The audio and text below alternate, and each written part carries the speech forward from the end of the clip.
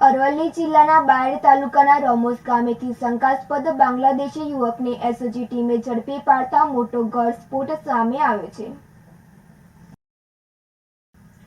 અરવલ્લી જિલ્લાના બાયડ તાલુકાના રમોસ ગામેથી 32 વર્ષીય શંકાસ્પદ બાંગ્લાદેશી યુવક બશીર અહેમદ અબ્દુલ મનાતને એસઓજી ટીમે ઝડપી પાડતા મોટો ઘટસ્ફોટ સામે આવ્યો છે। અરવલ્લી જિલ્લા એસઓજી ટીમ દ્વારા બાયડ નજીક વાત્રક પાસેથી બાંગ્લાદેશના કુમિલ્લા જિલ્લાના નૂરપુરના બાંગ્લાદેશી યુવકને દબોચી લઈ પોલીસે મુખ્ય મથકે લઈ જઈને તપાસ શરૂ કરી છે। આ મામલે કેન્દ્રીય ગુપ્તચર એજન્સીઓ આવીને તપાસ હાથ ધરશે તેવી જિલ્લા પોલીસ વડાએ પત્રકાર પરિષદ યોજી જણાવ્યું હતું। ત્યારે બાંગ્લાદેશી યુવક પાસે ભારતના વિઝા નથી તો ભારતમાં કયા રૂટથી ઘૂસ્યું તે હાલ તો તપાસનો વિષય છે। તે મામલે જિલ્લા પોલીસ વડા સૈફાલી બરવાલે પત્રકાર પરિષદ યોજી બાંગ્લાદેશી યુવક વિશે માહિતી આપી હતી। ભરત કડિયા સાથે નંદિની जोशी, सिटी न्यूज़ बायड।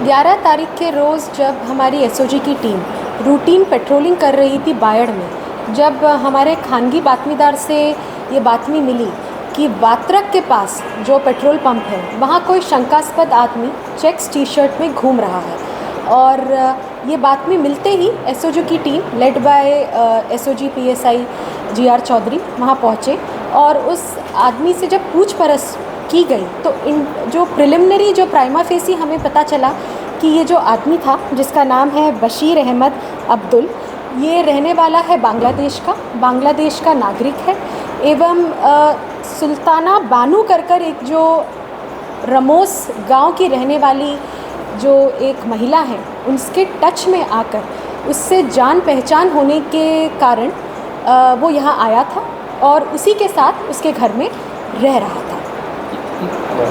ये कैसे आया था मैडम यहाँ पर, ऐसे कोई जानकारी मिली? जी हाँ, इसकी इन्वेस्टिगेशन अभी चल रही है। पूरा जो रूट है वो बैक ट्रैक कर रहे हैं हम। जो लैंड रूट है उसकी भी हम पूछपरछ जो अक्यूज़्ड है उसके साथ कर रहे हैं। चूँकि ये मैटर नेशनल सिक्योरिटी का है एवं ये बांग्लादेश का नागरिक है और इसके पास अभी कोई वैलिड वीज़ा नहीं है इंडिया का, इसीलिए जो नेशनल एजेंसीज़ हैं 14 नेशनल एजेंसीज़ को जान कर दी गई है और उनके आने के बाद जो जॉइंट इंटरोगेशन होगा उसके बाद ही और इसमें कुछ पता चल पाएगा। सर उस जात में कोई केंद्रीय एजेंसी कोई जुड़ने वाली है? जी हाँ, इसमें 14 एजेंसियाँ जुड़ने वाली हैं, उन सभी को जान कर दी गई है और वो जल्द से जल्द जैसे आएंगी फिर जॉइंट इंटरोगेशन किया जाएगा। महिला के संपर्क में कैसे आया था, सब कुछ जानकारी? ये इन्वेस्टिगेशन चल रहा है। मैम कितने दिन से था, वैसे कुछ मालूम हुआ कि मतलब 6 महीने से तकरीबन? नहीं, करीबन 16 दिन से था और उसके बाद एसओजी को बात भी मिली थी एंड फिर एसओजी ने उसे नज़र कैद में अभी रखा है। वो आज का एक अखबार में दिखा है वो दुबई में उसके संपर्क में आया था, वो इंटरोगेशन चालू है। બાયડ તાલુકાના ડાબા ગામે ઘરની પાછળ કપડાં સૂકવવાનો તાર હતો, ત્યાં કરંટ લાગતા પિતા અને પુત્રનું મોત નીપજ્યું હતું અને માતાને પર કરંટ લાગતા હોસ્પિટલમાં દાખલ કરાઈ હતી। બાયડ તાલુકાના ડાબા ગામે ઘરની પાછળ કપડાં સૂકવવાનો તાર હતો, ત્યાં કરંટ લાગતા પિતા અને પુત્રનું મૃત્યુ થયું હતું અને માતા હોસ્પિટલમાં દાખલ કરવામાં આવી હતી, જેમાં ભૂપતસિંહ ચંદ્રસિંહ ઝાલા ઉંમર 45 વર્ષ, તેમનો પુત્ર વિરેન્દ્રસિંહ ઝાલા 12 સાયન્સની પરીક્ષા પાસ કરી હમણાં જ એડમિશન ભરૂચમાં લીધેલું છે અને ભૂપતસિંહના પત્ની કૈલાશબેન તેમને પણ કરંટ લાગતા હોસ્પિટલમાં દાખલ છે, જેમાં પિતા અને પુત્રનું મૃત્યુ થયું હતું। ભરત કડિયા સાથે Nandini Joshi, city news Bayad.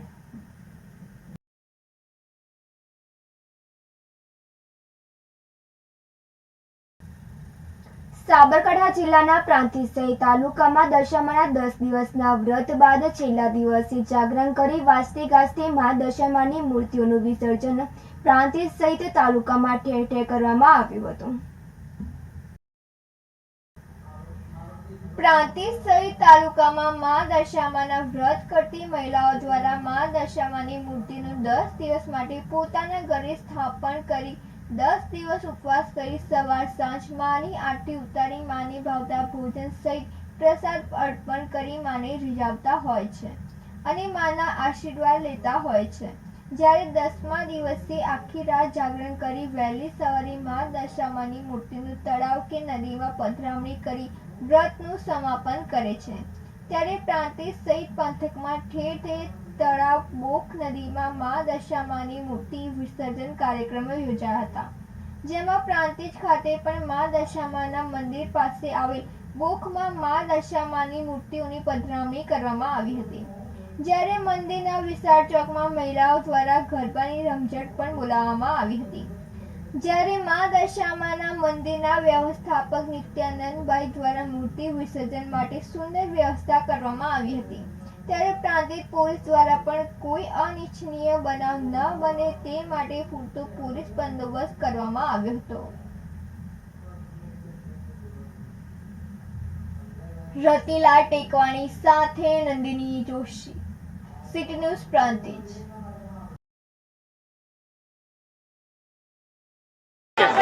This is my 7th year since I'm welcoming Dashama at my home, and this is the best experience in my life. Every time I get to serve her, I wish peace in my family, in my country, India, Mauritius, and all around the world. Thank you.